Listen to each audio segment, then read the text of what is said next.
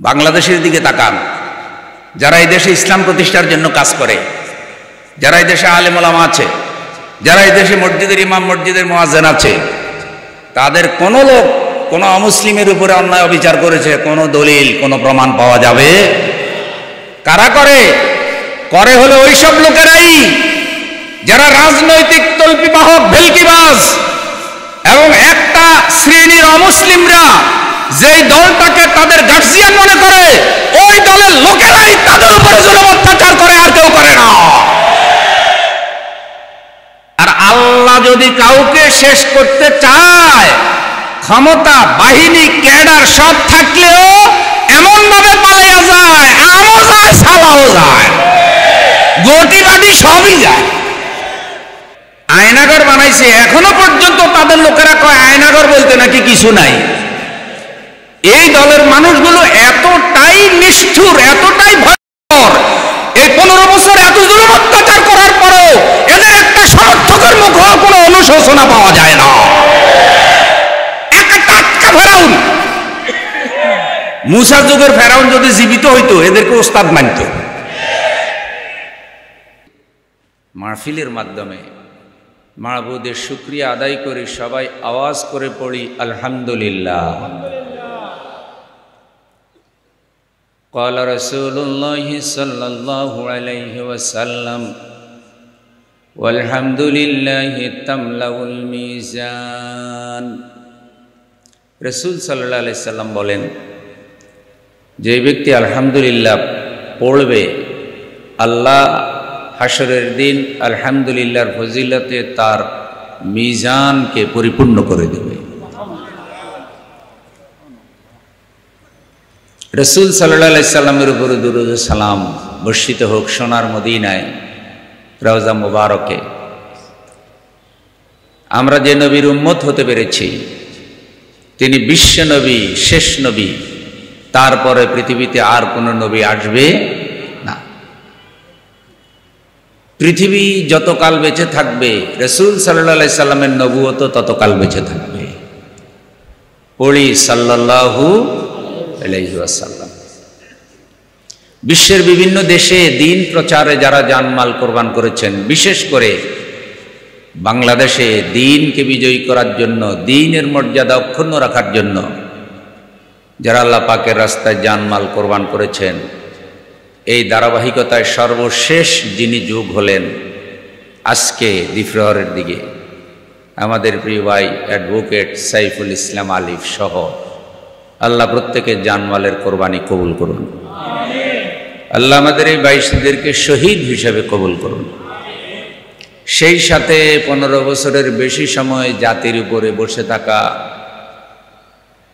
বিশাল জগদ্দল পাথরের মতো চেপে থাকা স্বৈরাচার নির্মূলে, স্বৈরাচারের পতনে যেসব ছাত্র জনতা জীবন দিয়েছে, আল্লাহ তাদেরকেও মাফ করে দিন, শহীদ হিসাবে কবুল করুন। এখনো যারা আহত অবস্থায় আছে, কষ্টে আছে, হাসপাতালে আছে, আল্লাহ সব ডাক্তারের বড় ডাক্তার আপনি, তাদেরকে শেফা করে দিন। বন্ধুগণ, মিলাদুন নবী, সিরাতুন নবী দুইটি শিরোনাম করা হয়েছে। বণিক সমিতিকে মোবারকবাদ জানাই, খুব সুন্দর শিরোনাম। মিলাদুন নবী এবং সিরাতুন নবী নিয়ে ঝগড়া করার কোনো দরকার নাই। আমার কথা বোঝা যায়? যারা সামনে বসা আছেন তারা কথা শুনেন তো? তাহলে একটু নিরিবিলি শুনেন, কথা মনোযোগ দিয়ে শুনেন। শয়তান কিন্তু আপনাদেরকে নিয়ে খুব টেনশানে আছে। শয়তান চিন্তা করতেছে, এই মাঠে রাসূলের জীবনী শুনে যদি এতগুলো মানুষ হেদায়েত হয়ে জান্নাতে চলে যায়, তাহলে শয়তানের এটা হেভি লস। শয়তান কি চিটাগঙ্গে আছে না মরে গেছে? শয়তান মরার কোনো সম্ভাবনা নাই। তো শয়তান তো শয়তানি করবেই। শয়তানের সাথে লড়াই করেই ইমানদারকে বেঁচে থাকতে হবে। একটু মনোযোগ দিয়ে শুনেন। মিলাদ হলো রাসূল সাল্লাল্লাহু আলাইহি সাল্লামের জন্ম কাহিনী, সিরাত হলো জীবন কাহিনী। মিলাদ না হলে আমরা সিরাত পেতাম না। একজন যদি জন্মগ্রহণ না করে তাহলে আমরা তার জীবনী পেতাম না। সুতরাং মিলাদ আলোচনা করা, সিরাত আলোচনা করা, এটা উম্মতের জানা দরকার। রাসূল সাল্লাল্লাহু আলাইহি সাল্লাম জন্মের আগে তিনি এতিম হয়ে গেলেন। হযরতে আমেনা বিধবা হয়ে গেলেন।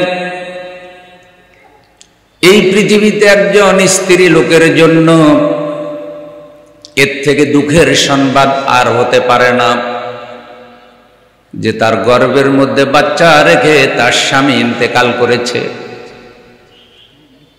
হযরতে আমেনা এই খবর শুনলেন, তিনি বিধবা হয়ে গেছেন। কান্নার শেষ নাই। একটা মাত্র সন্তান গর্ভে ধারণ করেছেন। হযরতে আমেনা পেরেশান। কোন এক রাত্রে হযরতে আমেনা স্বপ্নে দেখলেন আকাশে পূর্ণিমার চাঁদ দেখা যায়। ধীরে ধীরে পূর্ণিমার চাঁদ নিচে নামতে নামতে হযরতে আমেনার বুকে এসে পড়েছে। এটা স্বপ্নে দেখলেন। তো স্বপ্নের কথা তিনি তার শ্বশুরকে বললেন। তার শ্বশুর হলো হযরত আব্দুল মুত্তালিব, রাসূল সাল্লাল্লাহু আলাইহি সাল্লামের দাদা। তো শ্বশুর বললেন যে আমি তোমাকে স্বপ্নের ব্যাখ্যা এনে দেব, তুমি বিধবা হয়ে গেছো, মন খারাপ করো না, কান্নাকাটি করো না। আমার ছেলে আব্দুল্লাহ ইন্তেকাল করেছে, তুমি বিধবা হয়েছ, কিন্তু আমি তোমার শ্বশুর এখনো জীবিত আছি। আমি যতকাল জীবিত আছি হে আমেনা, আমি তোমার কোনো অমর্যাদা হতে দেব না। হযরত আব্দুল মুত্তালিব কথা রাখলেন। হৃদয়ের সবটুকুন ভালোবাসা দিয়ে হযরত আমেনাকে তিনি দেখাশোনা করলেন। স্বপ্নের ব্যাখ্যা আনার জন্য তিনি তাওরাতের পণ্ডিতের নিকটে গেলেন। হযরতে আমেনার স্বপ্ন বিস্তারিত বললেন। স্বপ্ন শোনার পরই স্বপ্ন বিশারদ বলল, আব্দুল মুত্তালিব, বড় বরকতময় স্বপ্ন। আপনার থেকে আমি প্রশ্ন করে আরো কিছু বিষয় জানলাম।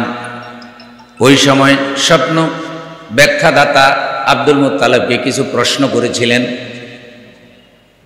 সবগুলো প্রশ্নের জবাব জানার পর স্বপ্নের ব্যাখ্যাদাতা বলল, মোবারক স্বপ্ন, আপনার পুত্রবধূ এই পৃথিবীতে একজন সেরা মহিলা হবে, সম্মান কামাবে, গুণগান কামাবে। আপনার পুত্রবধূ যেই স্বপ্নে দেখেছে আকাশে পূর্ণিমার চাঁদ তার বুকে এসে পড়েছে, এই পূর্ণিমার চাঁদ হলো তার গর্ভের বাচ্চা, পেটে ধারণ করেছেন যেই সন্তান। স্বপ্ন বলতেছি আপনার পুত্রবধূর পেটের বাচ্চা নবী হবে, শেষ নবী হবে। তাওরাতে আমি এমন ইঙ্গিত পেয়েছি। পূর্ণিমার চাঁদ যেভাবে সারা দুনিয়ায় জ্যোৎস্না বিতরণ করে, আপনার পুত্রবধূর গর্ভের বাচ্চা সারা পৃথিবীতে এভাবে তাওহীদের জ্যোৎস্না, ঈমানের আলো বিতরণ করবে। রাসূল সাল্লাল্লাহু আলাইহি সাল্লাম জন্মগ্রহণ করলেন রবিউল আউয়াল মাস। হযরতে আমেনা কান্নাকাটি করে, বান্ধবীরা কান্না থামাতে পারে না। হযরত আব্দুল মুত্তালিবকে খবর দেওয়া হলো। হযরত আব্দুল মুত্তালিব এসে বললেন, কেন কান্নাকাটি করো? হযরতে আমেনা বললেন, শ্বশুরজি, এই সন্তানের মুখ দেখলে যিনি বেশি খুশি হতেন তিনি হলেন এই সন্তানের পিতা আব্দুল্লাহ। তিনি তো আমার স্বামী, তিনি এখন পৃথিবীতে জীবিত নাই। সবাই আনন্দ করে আমার সন্তান নিয়ে, আমি আমার নিজের সন্তানের চেহারা দেখে আনন্দে কেঁদেছি, স্বামীর কথা মনে হওয়ার কারণে কেঁদেছি। সন্তানের চেহারা দেখে আমার মনে হয়েছে আমার জন্মের পর থেকে এমন অন্তর পাগল করা সন্তান আমি আর দেখি নাই। রাসূল সাল্লাল্লাহু আলাইহি সাল্লামের চেহারা পৃথিবীর সবচাইতে সুন্দর চেহারা। যে কোনো মানুষ দেখত তার অন্তরাত্মা রাসূলের মহব্বতে নরম হয়ে যেত। শত্রুরা পর্যন্ত স্বীকার করেছে মুহাম্মদ সাল্লাল্লাহু আলাইহি সাল্লাম সকল দিক থেকে সেরা, সকল দিক থেকে সেরা। হযরতে আমিনা বললেন, শ্বশুরজি, আজকে যদি আব্দুল্লাহ জীবিত থাকতেন, বন্ধু বান্ধবকে দাওয়াত দিতেন, মিষ্টি খাওয়াতেন, আনন্দ করতেন। তিনি তো আমার স্বামী, তিনি আমার সন্তানের নাম রাখতেন। স্বামীর কথা মনে হওয়ার কারণে আমি যত চেষ্টা করেছি আমি আনন্দ করতে পারি নাই। হযরত আব্দুল মুত্তালিব বলে, বৌমা, আব্দুল্লাহ মরে গেছে, তুমি বিধবা হয়েছ, কিন্তু আমি তোমার শ্বশুর এখন ইন্তেকাল করি নাই। আমি আমার এই নাতিকে পিতা দাদার ভালোবাসা, দুইটা ভালোবাসা দিয়া প্রতিপালন করব। বাবার জীবদ্দশায় যদি ছেলে মারা যায় আর সেই ছেলের ঘরে যদি একটা নাতি থাকে, তাহলে দাদার দায়িত্ব কিছু বেড়ে যায় কিনা? আমি কি কবরস্থানে ওয়াজ করতেছি?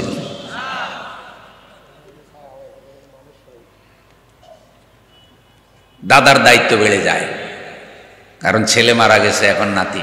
হযরত আব্দুল মুত্তালিব পরিপূর্ণ ডাবল দায়িত্ব পালন করেছে।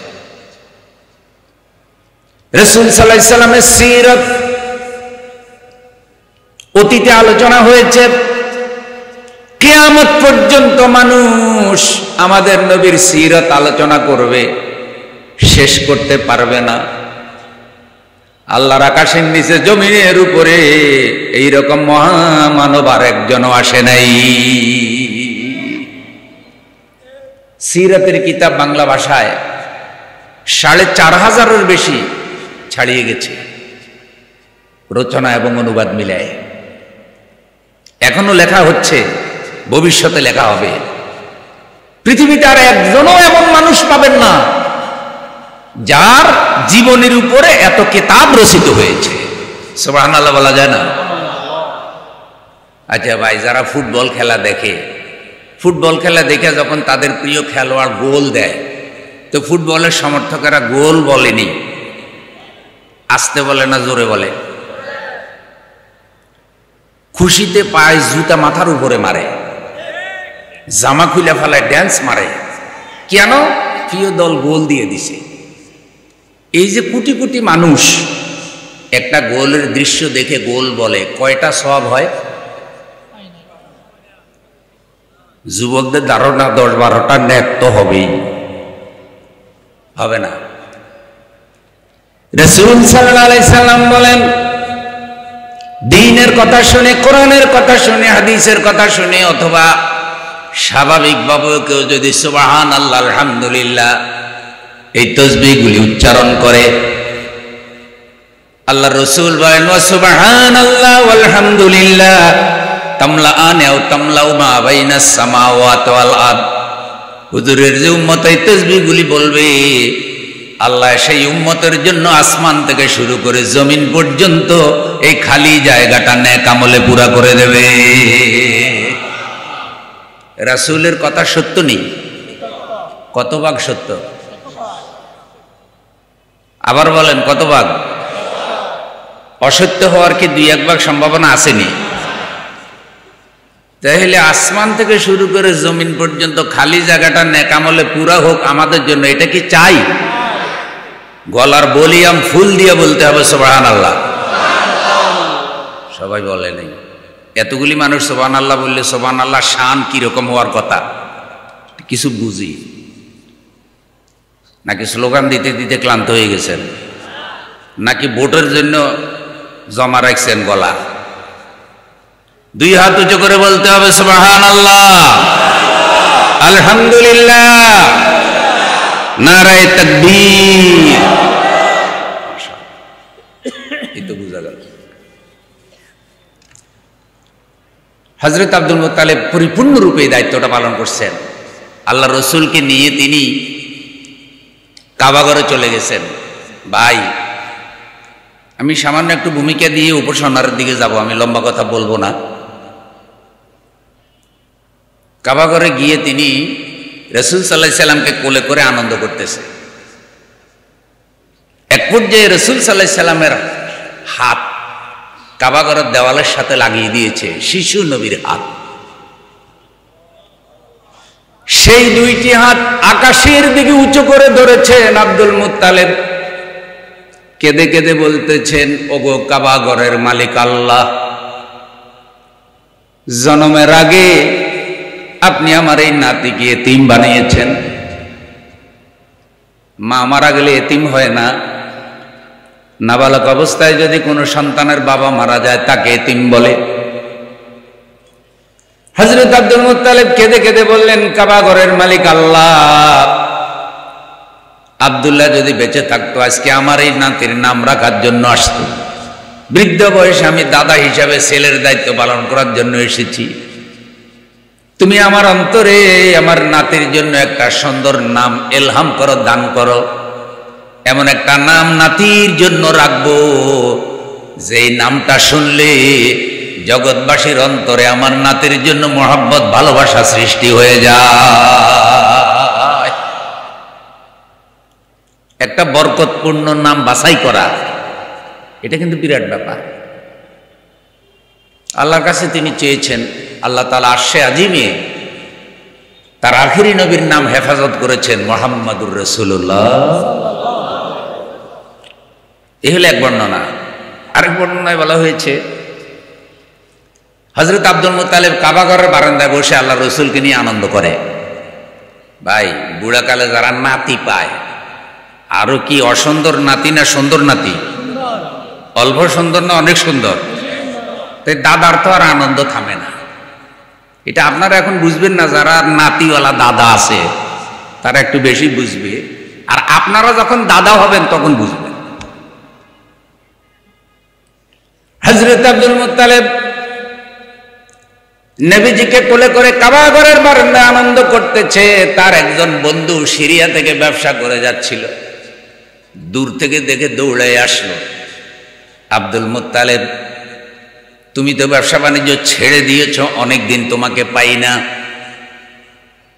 এখন তো তোমারে খুব খুশি মনে হয়, আজকে তুমি এত খুশি কেন? হযরত আব্দুল মুত্তালিব বললেন, ঠিক বলেছ, জন্মের পরে আজকের মতো খুশি আমি আর কখনো হই নাই। বলছে কারণ কি?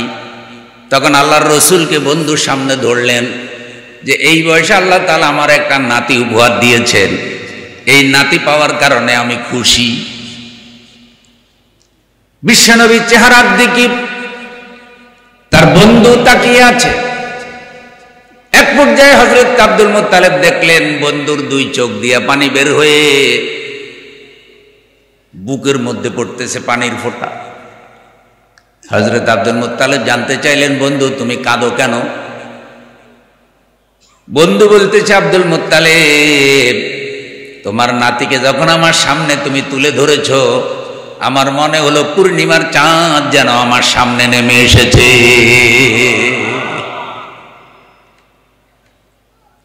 আমাদের রাসূল বলেছেন, তোমরা আমার সৌন্দর্যের সাথে ইউসুফ আলাইহিস সালামের সৌন্দর্যের তুলনা করো না। ইউসুফ আলাইহিস সালামের সৌন্দর্যে মানুষের চক্ষু জয় হয়, আর রাসূল সাল্লাল্লাহু আলাইহি সাল্লামের সৌন্দর্যে মানুষের অন্তরাত্মা জয় হয়ে যায়। বন্ধু জিজ্ঞাসা করল, আব্দুল মুত্তালিব, তুমি কি তোমার নাতির নাম রেখেছ? হযরত আব্দুল মুত্তালিব বললেন, না, এখনো তো রাখি নাই। বন্ধু বলল, অনুমতি দিলে আমি একটা নাম প্রস্তাব করি, যেই নামটা আমি তাওরাতে দেখেছি। হযরত আব্দুল মুত্তালিব অনুমতি দিলেন। বন্ধু বললেন, তোমার নাতির নাম রাখো মুহাম্মাদুর রাসূলুল্লাহ সাল্লাল্লাহু। আচ্ছা, সবাই মিলে বলেন তো, নামটা আপনাদের পছন্দ হয়েছিনি? হয়েছিনি ভাই? না, একটা সুন্দর নাম হওয়া এটাও তো একটা বিরাট ব্যাপার। ধরেন একজনের নাম হইল বুশ, একজনের নাম হইল কবিতা, ববিতা, আর ইদানিং যেসব নাম বাহির হয়েছে এগুলি তো অনেকটা উচ্চারণ করার অবস্থাও নাই। রাসূল সাল্লাল্লাহু আলাইহি সাল্লামের নামের উপরে নাত রচিত হয়েছে, এখনো হচ্ছে, কিয়ামত পর্যন্ত হবে। কবিরা নিজেদেরকে সম্মানিত করবে, কলম রসুলের নাত লিখবে, কিন্তু আল্লাহর রসুলের প্রশংসা লিখে জগতের জ্ঞানীরা শেষ করতে পারবে না। সুবহানাল্লাহ।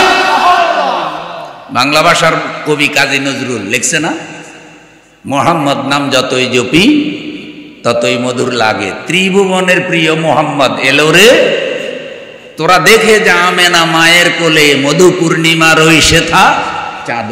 আরো লিখছে, আহমাদের ওই মিমের পর্দা উঠিয়ে দেখরে মন, আহাদ শেথায় বিরাজ করে, হে রে গুণীজন। আলিফ হা মিম দাল, আহমদ রসুলের একটা নাম, ওখান থেকে যদি মিমটা মুছে দেন তাহলে থাকে আহাদ, মানে তাওহীদের পরিচয় আল্লাহ রসুলের নামের মধ্যেও আছে। সুবহানাল্লাহ। বিশ্বনবীর উম্মতেরা এত দুর্বল অবস্থায় যে নবীর জীবন শুরু হয়েছে, সেই নবীকে দিয়ে আল্লাহ তাআলা মক্কায় একটা সভ্যতা তৈরি করলেন, মদিনায় একটা সভ্যতা তৈরি করলেন, যেই সভ্যতার প্রাণ পুরুষ তিনি হাজার হাজার বছরের পুরানো রোম এবং পারস্য সভ্যতা ওই মদিনার সভ্যতার কাছে 10 বছরে টিকতে পারে নাই। রসুল যখন হিজরত করে যায় তখন কুরাইশ নেতারা চিন্তা করছে, দুইটা মানুষ চোরের মতো পালিয়ে যেতেছে, ইসলাম এখানেই শেষ। কিন্তু আসলে কি ইসলাম এভাবে শেষ হয়? শেষ করার মালিক কে? আল্লাহ না চাইলে কেউ শেষ করতে পারে? আর আল্লাহ যদি কাউকে শেষ করতে চায়, ক্ষমতা, বাহিনী, ক্যাডার সব থাকলেও এমন ভাবে পালিয়ে যায়, আমও যায়, সালাও যায়, গটিবাটি সবই যায়।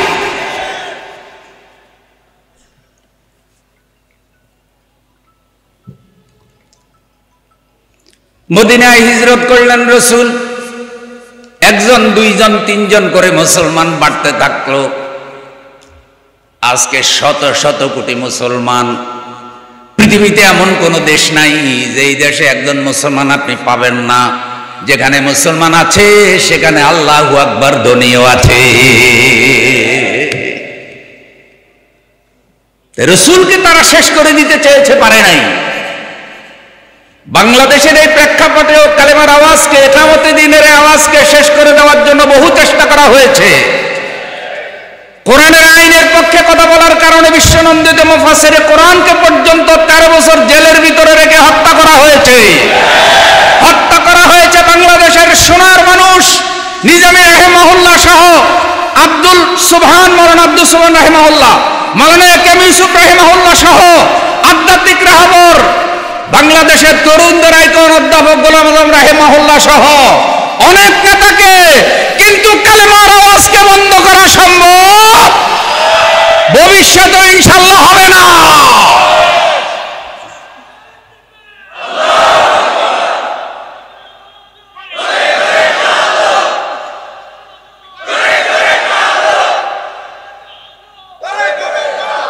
এখন শুনেন, রাসূল সাল্লাল্লাহু আলাইহি সাল্লাম এই জীবনের শুরু থেকেই প্রতিপালিত হলেন দুর্বল অবস্থায়। দুর্বল হইলে কাউকে একেবারে উড়িয়ে দিতে নাই, হিসাবে রাখতে হয়। হযরত আব্দুল মুত্তালিবের কোলের থেকে হযরতে হালিমা আল্লাহর রাসূলকে প্রতিপালন করার জন্য নিয়ে গেলেন। তখনও তিনি শিশু। হালিমার বর্ণনাগুলি শুনেন, বলে শেষ করা যাবে না, সিরাতের কিতাবগুলিতে পাবেন। হালিমা বলছে, শিশু মুহাম্মদ সাল্লাল্লাহু আলাইহি সাল্লামকে নিয়ে যখন আমি বাড়ির পথে রওনা হলাম, আমার দুর্বল ওঠ সবল হয়ে গেল। সবার আগে আমি চলে গেলাম। বাড়িতে গিয়ে দেখি আমার যে কুয়াগুলো শুকনো ছিল, কোনো পানি ছিল না। মরুভূমিতে সহজে পানি পাওয়া যায় না। মুহাম্মদ সাল্লাল্লাহু আলাইহি সাল্লাম যখন আমার বাড়িতে ঢুকলো, আমার শুকনা কুয়াগুলো মিঠা পানিতে ভরে গেল। আমার খেজুর গাছে তেমন খেজুর ছিল না। শিশু মোহাম্মদ যেদিন আমার বাড়িতে ঢুকলো, ওই খেজুর গাছগুলো খেজুর ধরা শুরু করে দিল। আমার বাড়ির চতুর্দিকে পাখিদের কলকাকলি ছিল না। মুহাম্মদ সাল্লাল্লাহু আলাইহি সাল্লাম যখন ঢুকলো, পাখি এসে আমার বাড়ি ভরে গেল। বকরির স্তনে কোনো দুধ ছিল না। বকরির স্তন দুধে ভরে গেল। আমি চিন্তা করলাম এত রহমত এত বরকত আমার ঘরে আসলো কেমনে? যোগ বিয়োগ হিসাব করে মিলালাম, শিশু মোহাম্মদ যখন আমার ঘরে ছিল না তখন এত বরকত ছিল না। যেই দিন থেকে আমি আল্লাহর রসুলকে আমার ঘরে ঢুকালাম, প্রতিপালন করা শুরু করলাম, সেই দিন থেকে আল্লাহ আমার ঘরে রহমত আর বরকতের দরজা খুলে দিল। হালিমার বর্ণনা, হালিমা বলতেছে আমি মোহাম্মদকে দুধ খাওয়াইতে গেছি। তো হালিমার তো একটা গর্ভের সন্তান আছে, তো রসুলকে যখন দুধ খাওয়াইতে গেছে আল্লাহ রসুল একটা স্তন থেকে খায়, আরেকটা স্তন খায় না। শিশু নবী একটা স্তন থেকে খায়, আরেকটা থেকে খায় না। বলেন তো আরেকটা থেকে কেন খায় না? রসুলের দুধ ভয়ের জন্য আরেকটা রেখে দিয়েছে। ন্যায় বিচার কারে কয়? আর আমরা আমাদের আফন বাইয়ে জায়গাটা দখল করে গরু নেই, আর বাইরে কয় কি ভাই তোরা আল্লাহ দিব, তোটা আমি দখল করে নিলাম, সবর কর। কি সুন্দর ওয়াজ বাইরে দিছে, বাইরে এরকম আছে না? সাধারণ মানুষ তো আছে, বহু হুজুরেরাও আছে, কোন পীরও আছে তার সৎ ভাইকে যাবতীয় হক থেকে বঞ্চিত করেছে। তো যেই পীরে তার ভাইয়ের সাথে হক, সৎ ভাইয়ের সাথে ন্যায় বিচার করতে পারে না, ও মুরিদের কেমনে নাজাত দিবে? আপনাদের কোনো খারাপ লাগছে নি? কোনো আপনারা ঠিক আছেন তো নাকি ঘুমাইতেছেন? রসুল একটা খায় আরেকটা খায় না, ন্যায় বিচার কাকে বলে? আমরা আশ্চর্য হয়ে গেলাম এই ঘটনায়। হযরতে হালিমার বর্ণনা, যতকাল দুধ খেয়েছে মোহাম্মদ একটা স্তন খেয়েছে, আরেকটা খায় নাই, যেন ন্যায় বিচার করেই তার দুধ ভাইয়ের জন্য রেখে দিয়েছে। আমি আশ্চর্য হয়ে গেলাম, এ কেমন সন্তান! আল্লাহ রসুলের কোর্টে কোনো অমুসলিম কখনো অবিচারের শিকার হয় নাই। আল্লাহ রসুল শুধু মুসলমানদের জন্য রহমত না, রসুলকে আল্লাহ বলেছেন সারা জাহানের জন্য রহমত। আয়াতটা আপনারা সবাই জানেন, একটু মহব্বতের সাথে পড়েন। ওয়ামা আরসালনাকা ইল্লা রাহমাতাল লিল আলামিন। হে নবী, সারা জাহানের জন্য আমি আল্লাহ আপনাকে রহমত হিসেবে প্রেরণ করেছি। সেই রহমতের নবী বলেছেন, ইরহামু মান ফিল আরদ ইয়ারহামুকুম মান ফিস সামা। জমিনবাসীর উপরে দয়া করো, তাহলে আসমানের মালিক আল্লাহ তোমাদের উপরে দয়া করবে। রাসূল বলেছেন, আল খালকু ইয়াদুল্লাহ, সমস্ত সৃষ্টি হলো আল্লাহর আপনজন, সমস্ত সৃষ্টি হলো আল্লাহর পরিবার। যারা সৃষ্টিকে ভালোবাসে তারা আল্লাহকে ভালোবাসে। আমার বন্ধু রাসূলের কাছে অমুসলিমও ন্যায় বিচার পেয়েছে। এখন জায়গা নিয়ে যখন ঝগড়া করলো, ঘটনা লম্বা, আমি সার কথাটা কই। তা আল্লাহ রসুল দেখলেন যে এই জায়গার বৈধ মালিক হলো অমুসলিম, মুসলমান না। তাই রসুল অমুসলিমের পক্ষে রায় দিয়ে দিলেন। সুবহানাল্লাহ বলেন। তাইলে রসুলের কোর্টে কে জিতলো, মুসলমান না অমুসলিম? অমুসলিম তো খুশি হইল, কিন্তু মুসলমান বিচার মানতে পারল না। চিন্তা করলেন আমি রসুলের দলে আসি, আমি রসুলের সাথে নামাজ পড়ি, রোজা রাখি, হজ করি, জাকাত দিই, আমি রসুলের দলের লোক। তাই রসুল তো কোন রকম কায়দা করে জমিনটা আমাকে না দিবে, অনেকটা বাংলাদেশি দলীয় স্টাইল, বুঝেন নাই? হ্যাঁ। তো রসুল যখন রায় দিল সে মানতে পারল না। সে তখন আড়ালে গিয়া ওই অমুসলমানকে বলতেছে, শুনো এই বিচার আমি আবার করাবো। তো অমুসলমান বলতেছে, তোমার নবী রায় দেওয়ার পরে তুমি আবার কার কাছে বিচার করাবা? কয় না, আরেক জায়গায় করাবো, খুঁজে বাইর করি, বিচারটা দেখে আরেক রকম হয় কিনা। আল্লাহ রসুল হয়তো মন মানসিকতা ভালো ছিল না, তাই খেয়াল করে নাই। ভাই সুবিধাবাদীরা কোর্টে যদি দেখে যে কোনো ভালো বিচারকের কাছে মামলা গেলে হক রায় হয়ে যাবে, তখন তারা 2 নম্বর কোর্ট তালাশ করে না? যে বিচারকের কাছে গেলে ইচ্ছে অনুযায়ী রায় আদায় করতে পারে, সেই বিচারকের কাছে নেই। তো ওই বেটা বলছে আমি যাব আরেকটা কোর্টে, যাইয়া হযরত ওমরকে বাইর করছে। কন্যা সুবহানাল্লাহ। হযরত ওমরকে গিয়ে একটু প্রশংসা করতেছে। কি প্রশংসা? ভাই ওমর, আল্লাহ আপনাকে অনেক রাজনৈতিক জ্ঞান দিয়েছে, আপনি অনেক ন্যায় বিচার করতে পারেন, আপনি অনেক সাহসী মানুষ, আপনার ঈমান অনেক জালাল ঈমান, দয়া করে আমার একটু বিচারটা করে দেন। হযরত ওমর বলছে, বিচার আমার কাছে আগে আনছো কেন, পরে আনছো কেন, আগে গেছো কার কাছে? এখন মনের দুঃখ বলতেছে, ভাই ওমর, আল্লাহ রসুলের কাছে বিচারটা নিয়ে গিয়েছিলাম। আপনি অনেক জ্ঞানী মানুষ, আপনি বলেন তো রসুল আমার পক্ষে রায় না দিয়ে অমুসলিমের পক্ষে রায় দেওয়া কি ঠিক হয়েছিল? রসুল হয়তো খেয়াল করে নাই, আপনি মামলাটা দেখে একটু আবার রায় দিয়ে দেন। হযরত ওমর বুঝতে পারছে রে, এই লোকে তো বিচার মানে কিন্তু তালগাছ ছাড়ে, বিচার মানে কিন্তু তালগাছ ছাড়তে কি নাই, রাজি নেই। হযরত ওমর বলছে ভালো জায়গায় এসছো তুমি, নাই বিচার পাইবা, অপেক্ষা করো। ভিতরের থেকে গিয়ে তরবারি নিয়ে এসে হযরত ওমর তাকে কি করলো, এক কোফে দুই টুকরো করে দিল। আল্লাহু আকবার বলো। এইটা দেখে অমুসলিমটা চিন্তা করতেছে, হায় হায়, থাক ভিক্ষা কুত্তা সামাল, জায়গা জমিনের দরকার নাই, নিজের ধর্মের বাইরে দুই টুকরা করছে, আমারে কয় টুকরা করে কোনো ঠিক। হযরত ওমর তাকে বললেন, শোনো অমুসলিম, ভয় পেও না, চিন্তা করো না, তোমাকে যে ডিস্টার্ব করতেছিল তাকে শেষ করে দিয়েছি, তুমি তোমার জমিনটা ভোগ দখল করো। তোমাকে যে ডিস্টার্ব করতেছিল তারে শেষ করে দিয়েছি। ও আমার বন্ধু, হযরত ওমরের নামে রসুলের কোর্টে মামলা হয়ে গেল, ওমর একজন মুসলমান হত্যা করেছে। রসুল ওমরকে ডাকালেন, ডাকানোর পরে ওমরকে জিজ্ঞাসা করলেন, ওমর স্বীকার করলেন। সুবহানাল্লাহ। আর আমাকে দিনে দুপুরে মানুষ গায়েব করে কয় কি জানি না, কথা বলেন। আয়নাঘর বানাইছে, এখনো পর্যন্ত তাদের লোকেরা কয় আয়নাঘর বলতে নাকি কিছু নাই। এই দলের মানুষগুলো এতটাই নিষ্ঠুর, এতটাই ভয়ঙ্কর, এই 15 বছর এত জুলুম অত্যাচার করার পরেও এদের একটা সমর্থকের মুখে কোনো অনুশোচনা পাওয়া যায় না। একটা টাটকা ফেরাউন, মুসা যুগের ফেরাউন যদি জীবিত হইতো এদেরকে ওস্তাদ মানত।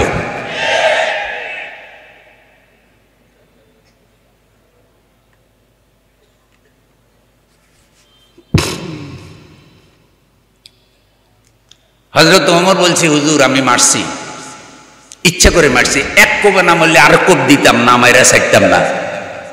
আচ্ছা আপনারা বলেন, যে মারছে সে যদি স্বীকার করে আর কোনো সাক্ষী দরকার আছে কি? রাসূল চুপ হয়ে গেলেন। কিছুক্ষণ পর প্রশ্ন করলেন, কেন মারছো? বলে মারছো না ইচ্ছা করে মারছো? বলে মারলে এক মাসালা, ইচ্ছা করে মারলে আরেক মাসালা। বলছে হুজুর ভুলে মারি না, ইচ্ছা করে মারছি, ঠান্ডা মাথায় মারছি। কেন মারছো? বলছি ইয়া রাসূলুল্লাহ, ইয়া হাবিবাল্লাহ, আপনি বিচার করে দিয়েছেন এই জমিনের মালিক অমুসলিম, আপনি বিচার করে দেওয়ার পর আবার আমার কাছে এসে বিচার করার জন্য গিয়েছে। আমি চিন্তা করেছি আল্লাহর আকাশের নিচে জমিনের উপরে মুহাম্মাদুর রাসূলুল্লাহ সাল্লাল্লাহু আলাইহি সাল্লাম যে মামলার রায় দিয়েছে, সেই মামলার সানি রায় দিতে পারে এমন কোন মানব এই দুনিয়ায় হয় নাই। আর রসুলের বিচার যে মানলো না সে তো ইমানদার না, সে মুনাফিক। এরে যদি আমি এখন ছেড়ে দিই তাহলে পরিবেশ নষ্ট করে ফেলবে, আরো 2-4 জনের মুনাফিক বানাবে।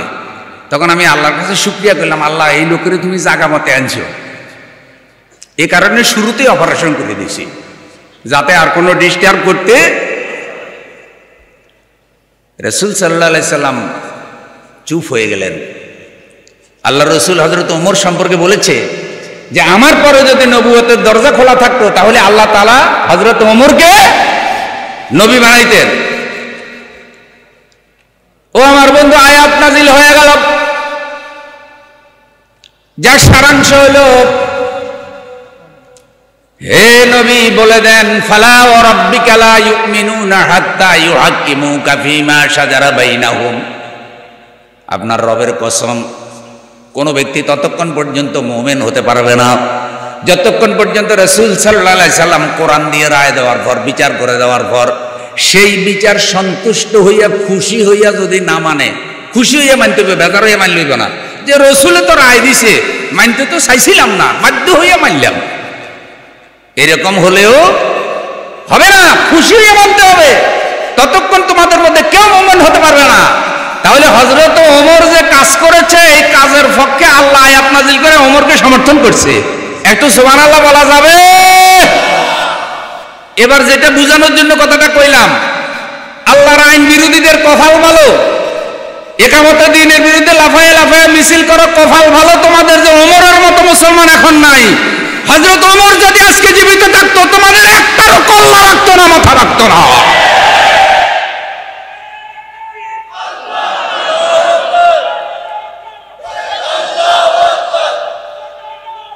একটারও মাথা রাখতো না ভাই, একটারও মাথা রাখতো না, একটারও কি রাখতো না। এখন আসেন, যেই মুসলমানরা জীবনে কোনোদিন কোনো অমুসলিমের উপর অবিচার করে নাই, পার্শ্ববর্তী দেশ ভারতের দিকে তাকান, একটা মিথ্যা অভিযোগে বাবরি মসজিদ শেষ করে দিল, মনে আছে? বহু বছর তাদের কোর্টে মামলা চলার পর বাবরি মসজিদ মামলায় ভারতের বিচারকরা মসজিদের উপরে অবিচার করল। বিশ্বের যারা বিচার পর্যালোচনা করে তারা ওই সময় আর্টিকেল লিখলো, পর্যালোচনা লিখলো যে বাবরি মসজিদ মামলায় ভারত যদি ন্যায় বিচার করতে পারত তাহলে বিশ্বে ভারতের মর্যাদা আরো উন্নত হতো। বিশ্বের মানুষ দেখত যে ভারতের সংখ্যালঘুরা ন্যায় বিচার পায়, মুসলমানরা। ধর্মনিরপেক্ষ দেশ হিসেবে ভারত আরো শক্তিশালী হতো। কিন্তু বাবরি মসজিদ মামলার রায় দিয়ে ভারত প্রমাণ করলো কোন কালে মুসলমানেরা ভারতে ন্যায় বিচার পায় না। বাংলাদেশের দিকে তাকান, যারা এই দেশে ইসলাম প্রতিষ্ঠার জন্য কাজ করে, যারা এই দেশে আলেম ওলামা আছে, যারা এই দেশে মসজিদের ইমাম, মসজিদের মুয়াজ্জিন আছে, তাদের কোন লোক কোন অমুসলিমের উপরে অন্যায় অবিচার করেছে কোন দলিল, কোন প্রমাণ পাওয়া যাবে? কারা করে? করে হলো ওইসব লোকেরাই যারা রাজনৈতিক তল্পিবাহক, ভেলকিবাজ এবং একটা শ্রেণীর অমুসলিমরা যেই দলটাকে তাদের গার্জিয়ান মনে করে, ওই দলের লোকেরাই তাদের উপরে জুলুম অত্যাচার করে, আর কেউ করে না।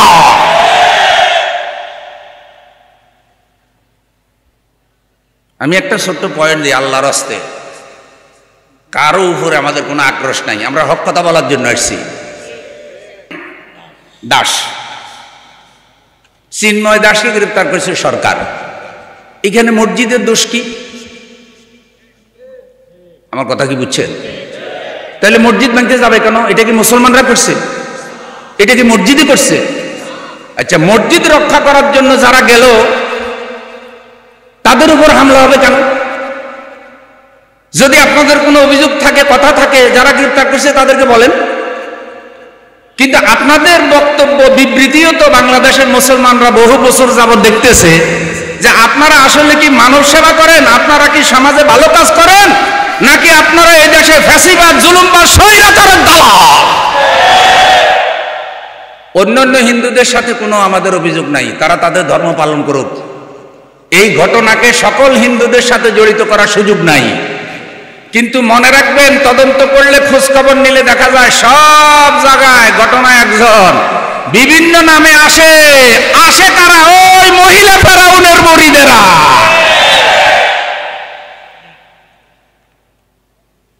সর্বশেষ ট্রাম্প কার্ড এটা। আমরা সরকারকে অনুরোধ করি, যেটা মানুষ কল্পনা করে নাই সেটা আল্লাহ ঘটায় দিয়েছে 5 তারিখে। এর মাধ্যমে আপনারা এসেছেন, আপনাদের কোনো রাজনৈতিক অভিলাষ নাই, আপনাদের কোনো লোভ লালসা নাই, আপনারা বাংলাদেশের ন্যায় নীতি ইনসাফ প্রতিষ্ঠার জন্য এসেছেন।